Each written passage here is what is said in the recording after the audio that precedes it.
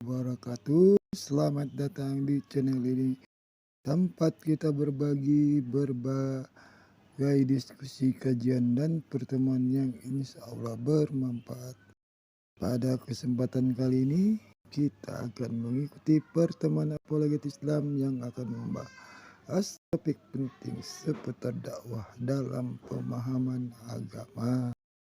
Semoga apa yang disampaikan bisa menjadi ilmu, menambah wawasan, serta memperkuat keyakinan kita bersama. Jangan lupa untuk mendukung channel ini agar terus bisa menghadirkan konten bermanfaat lainnya. Selamat menyimak. Contoh ya, ini bisa dikatakan air minum nggak? Apa? Bisa? Ini contoh ya, saya kasih analogi sederhana. Ini Terus? bisa dikatakan air minum, bisa. Mm-hmm. Tapi apa ini? Ini gelas kan? Oke. Ini gelas, ini sedotan. Tapi kalau saya bilang air minum, kalau kasih ini, bisa nggak dikatakan ini air minum? Bisa, air minum. Oke. Ada dari Kristen ya. Silakan, Anda mau bertanya atau mau ditanya biar kita diskusi TikTok interaktif aja gitu. Silakan. Oke, siap. Itu kan saya lihat ini tema ya, Tuhan bukan yang digantung. Betul. Ya. Apa alasannya, Bang? Baik, apa alasannya Tuhan bukan yang digantung? Berdasarkan Al-Quran saya, Quran surah Al-Ikhlas ayat kedua, Bang ya, di situ berbunyi ya, a'udzubillahi minasyaitonirrajim, ya, Allahus Somad. Ya, Allahus Somad. Allah tempat bergantung seluruh makhluk, bukan yang digantung oleh makhluk, gitu. Jadi Bang ya, kalau ada yang namanya Tuhannya digantung oleh ciptaannya, berarti itu bukan Tuhan pasti dah ya gitu. Boleh saya tanggapi, Bang? Silakan. Baik. Tuhan yang digantung itu sebenarnya memang dia Tuhan. Oh, sebenarnya tapi dia memang dia Tuhan. Ketuhanannya, dia merelakan dirinya untuk disiksa, disalibkan, bahkan sampai dia mati untuk memastikan bahwa dia itu mati ditusuk lambungnya, Bang. Baik, dari perkataan Anda itu Bang, saya agak aneh gitu. Yang digantung itu sebenarnya dia Tuhan, tapi dia melepaskan ketuhanannya. Berarti bukan Tuhan, betul? Iya. Dia harus merelakan dirinya digantung, disiksa dan disalibkan supaya genaplah apa yang dikatakan firman. Karena itu sudah berarti bukan Tuhan, Bang, itu. Itu yang saya maksud gini, saya biar paham gitu. Kalau dia melepaskan ketuhanannya, berarti dia bukan Tuhan dong? Ya, ada dalilnya. Waktu sebelum dia ditangkap oleh tentara Romawi, dia berdoa kepada Allah Bapa. Sampai dikatakan bahwa dia sampai meneteskan keringat darah. Jadi waktu dia disalibkan itu, dia masih terakhir sebelum dia meninggal itu kan dia masih berkata, Bapa ampunilah mereka sebab mereka tidak tahu apa yang mereka lakukan. Baik. Sampai situ dulu Bang, saya mau tanggapi. Ya, berarti yang digantung di kayu salib itu bukan Tuhan? Dia 100% Tuhan, 100% manusia. Wah, itu nggak ada dalilnya, kita pandang. Oh iya, karena jangan mengada-ada, nggak ada dalilnya. Yang ada dalilnya lah ya. Gini, yang saya tanya gini aja Bang, ya, yang saya pertanyakan, saya heran. Yang digantung di kayu salib itu Tuhan atau bukan? Dia Tuhan. Jadi Tuhan ikut terpaku dan ikut tersalib. Ya, biar digenapi. Jadi Tuhan ikut terpaku dan tersalib. Lalu berarti Tuhan ikut mati. Ya, dia harus turun ke kerajaan maut. Jadi Tuhan ikut mati. Baik, Tuhan Anda mati.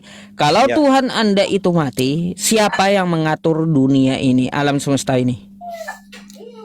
Bang, dia itu kan firman yang jadi manusia. Dan dia harus menggenapi apa yang dinubuatkan Nabi Yesaya. Oh, saya gini Bang, enggak, itu nanti pembahasan yang lain. Itu pembahasan beda. Karena yang saya pertanyakan kepada Anda gitu. Yang saya pertanyakan kepada Anda, ketika Tuhan Anda itu mati, siapa yang mengatur alam semesta ini? Ya itu kan firman yang jadi manusia, Bang. Firman yang jadi manusia. Oke, firman yang jadi manusia. Sorry, Nah, anakku ketika nangis. baik, diamankan dulu lah Bang anaknya. Oke. Ya, lanjut, Bang. Ya kalaunya firman itu jadi manusia, berarti yang mati itu adalah Tuhan. Tuhan yang mati yang berasal dari firman. Nah, yang saya pertanyakan, ya siapa yang mengatur alam semesta ini kalau Tuhan itu mati? Yang mengatur alam semesta kan ya Allah Bapa, Bang. Dia itu Allah Bapa. dikatakan begini loh, Bang. Boleh saya jelaskan sedikit? Bentar Bang, ada Allah Bapa. Allah Bapa ini siapa? Tuhan juga? Allah Bapa, Allah Anak, Allah Roh Kudus. Berarti Tuhan? Iya, kami punya tiga roh. Ada tiga Tuhan, ya gitu dong. Ya, Dari tadi ngomong kayak Tuhan Anda ada tiga dulu gitu ya. Abang nggak nanya. Kan memang kita itu tiga dalam satu. Yaitu yang dimaksudkan Tritunggal.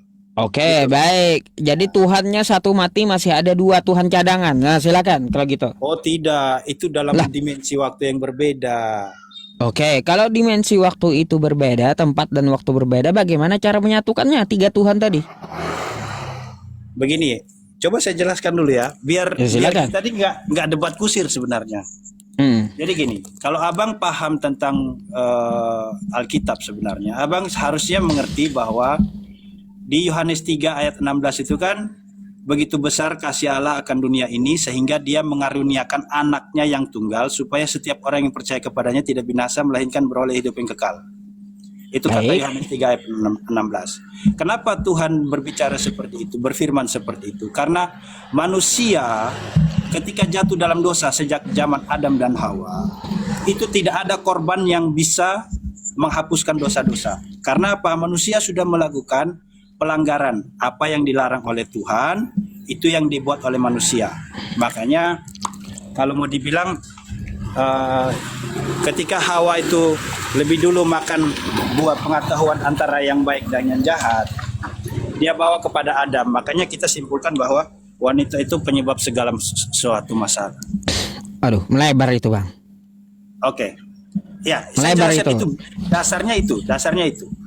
Jadi setelah manusia itu jatuh dalam dosa, hubungannya putus. Karena apa? Tidak ada korban yang bisa menebus, mengembalikan dosa-dosa manusia. Karena apa? Hutang harus dibayar dengan hutang, bukan berhenti hutang. Artinya apa? Ketika manusia berdosa, artinya dia berutang sama Tuhan. Baik. Untuk apa gimana caranya biar dia bisa menebus dosanya?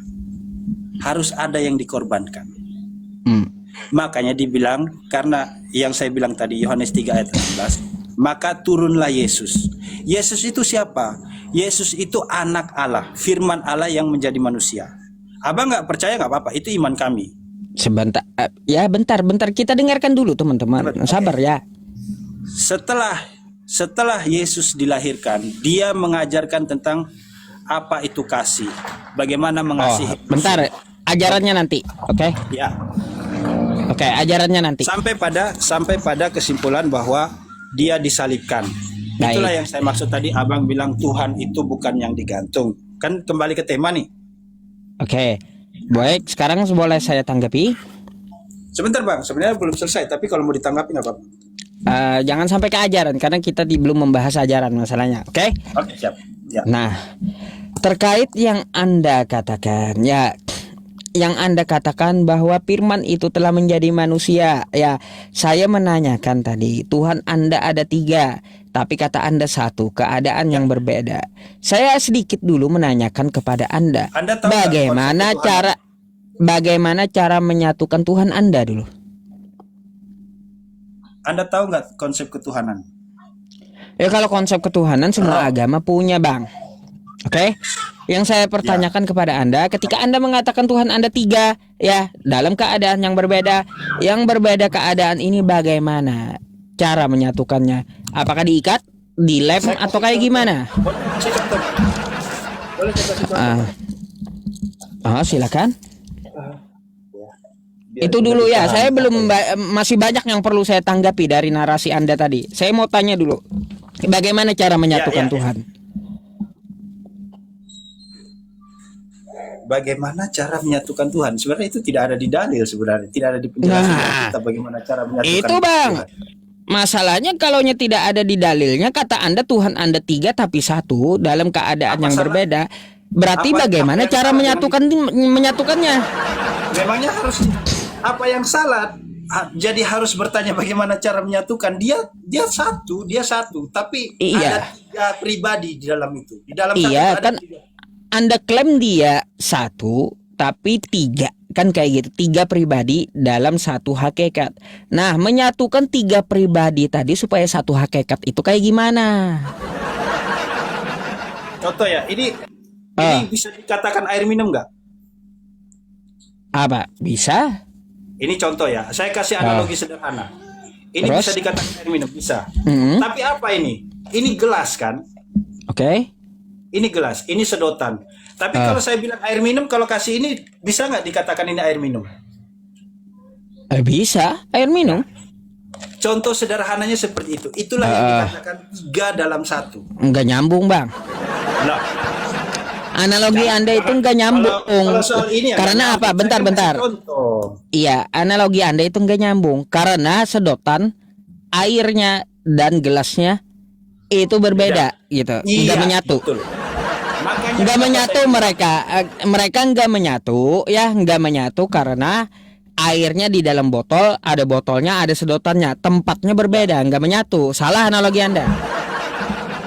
Tapi kan Anda mengatakan bagaimana cara menyatukan. Dia nggak perlu disatukan, dia memang sudah satu, Bang, sebenarnya. Kalau dia nggak perlu disatukan, gimana Anda mengklaim dia satu? Anda bilang Tuhan Anda tiga, tapi satu. Anda klaim dia satu. Yang tiga Karena tadi konsep- dijadikan karena satu kayak gimana? Karena pemahaman kami, Tuhan itu bukan berarti kalau dalam bahasa Inggrisnya Lord, itu artinya sesuatu yang kepadanya kita menaklukkan diri. Bukan Bang. konsep Tuhan sebagai sang pencipta, itu beda lagi konsepnya. Bang, ya. Kalau kita mengambil contoh ya, contoh nih ya, saya ambil 3 lidi ya. Ya. Bagaimana saya menyatukan 3 lidi? Ya mungkin saya sambung-sambung supaya jadi satu lidi pakai lem gitu. Itu beda. Kan gitu, itu dimensinya cara beda. menyatukannya. Sekarang, Cara menyatukannya. Jadi Abang saya kan- mau tahu cara menyatukan Tuhan Anda kayak gimana? Anda mencontohkan lidi. Lidi ya memang lidi namanya. Kalau di dalam lidi itu ada kayu, ada cat, ada Bentar. apa. Itu baru dikata. Ini Bang, yang saya maksud lidi satu lidi. Ya, saya patah Dari 3 contoh dulu. aja Anda udah salah sebenarnya. Saya patah 3 lidi itu, lalu saya mau menjadikan 3 lidi tadi supaya jadi satu batang. Itu kan bisa, entah saya ikat atau saya lem, kan gitu. Jadi mereka bersatu gitu. Nah, kalau Tuhan Anda ini pakai apa? Pakai lem juga gitu. Bang, ini ada yang komen bilang kayak di minimart. Enggak, beli 3 biarin itu, biar dia mikir, Ya. nggak usah ke trigger itu.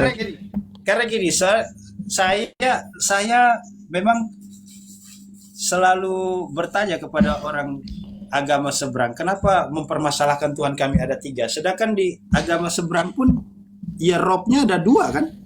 Nggak ada, Rob, ada 2 di tempat saya. Nanti Tapi kita Anda menyeberang ya. mengakui waktu di wawancara Ah, sabar, nanti kita bahas itu, oke? Biar satu-satu. Enggak.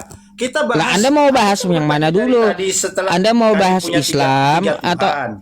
bentar? Sedangkan Tadi di saya TV dengarkan kan Anda mengakui bahwa ya. Muhammad itu rob. Ketika saya Anda menyampaikan, saya dengarkan tadi. Makanya saya bertanya atas narasi Anda. Kalau Anda mau mempertanyakan Islam, ya silakan gitu. Jangan dicampur-campur kayak gado-gado gitu ya. Kayak gitu. Kalau iya, artinya gini, kita bahas satu-satu. Silakan Anda bahas Islam, saya akan jawab semuanya ya. Biar tidak jadi ketika saya gado-gado. bertanya, Anda mengatakan kita bahas satu-satu. Ketika Anda bertanya dari tadi saya menjawab loh. Gini, cet. Dan ketika saya bertanya, Anda seperti orang Iya, kebingungan. bukankah tadi saya mendengarkan apa yang Anda sampaikan? Ada saya potong. penjelasan doktrin Kristen Anda? Iya. Nggak ada kan? Iya. Makanya itulah yang saya